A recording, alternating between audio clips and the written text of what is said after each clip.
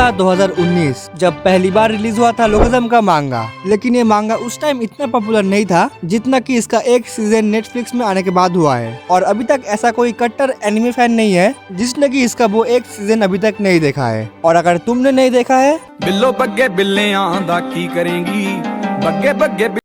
और अगर हाँ तुमने देखा है तो तुमने भी एक चीज नोटिस किया होगा और तुम्हारे दिमाग में ये सवाल भी आया होगा कि आखिरकार क्यों लोकिज्म का मांगा इतना पॉपुलर होने के बाद भी नेटफ्लिक्स अभी तक सिर्फ इस एनिमे का एक ही सीजन लाया है और बाकी का सीजन क्यों नहीं आ रहा है, आखिरकार ऐसा क्यों हो रहा है। तो आज इसी वीडियो में इन्हीं सारे टॉपिक के ऊपर डिटेल्स में बात करेंगे। तो शुरू करते हैं। लोकिज्म का मांगा लिखा गया था पार्क के जून के द्वारा। स्टोरी शुरू होता है 2014 से, जहाँ पर कुछ ऐसा होता है कि एक लड़का अपने लुक्स की वजह से स्कूल में बुली होता है, मतलब कि उसे मारा जाता है, पीटा जाता है और भी बहुत अत्याचार होता है उसके ऊपर। लेकिन उसे एक दिन एक बॉडी मिलता है जो बॉडी बहुत ही हैंडसम और सब साइड से एकदम परफेक्ट होता है, एकदम ऋतिक रोशन के जैसा।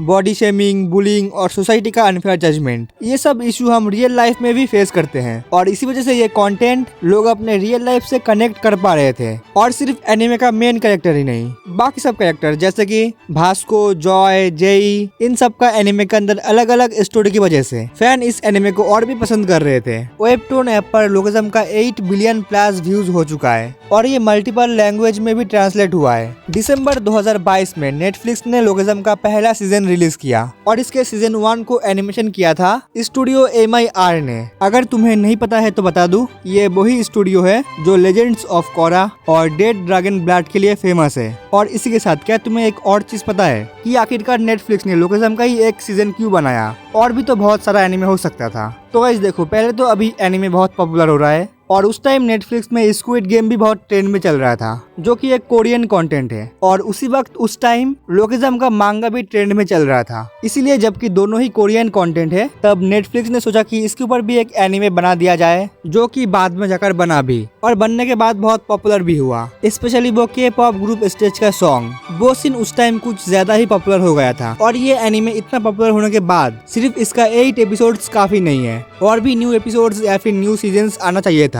लेकिन एनिमे बनाना इतना इजी नहीं है, इस पे टाइम, बजट और रिसर्च भी लगता है। वैसे ये बजट वाला वर्ड इग्नोर कर सकते हो, क्योंकि नेटफ्लिक्स के लिए ये बजट नाम का कोई वर्ड ही नहीं होता है। नेटफ्लिक्स अक्सर किसी मूवी या फिर सीरीज का पहले शॉर्ट सीजन बनाता है ताकि ऑडियंस रिस्पॉन्स चेक कर सके। उसके बाद जाकर अगर उस सीरीज का डिमांड होता है तो ही वो नेक्स्ट सीजन को प्रोडक्शन में डालते हैं। लोकिज्म का 400 से ज्यादा चैप्टर है, मतलब अगर इसका एनिमे ठीक से शुरू हो जाए तो ये बहुत लंबा चल सकता है। और सच कहूँ तो इसका सीजन 1 सिर्फ एक ट्रेलर था, पिक्चर अभी बाकी है मेरे दोस्त।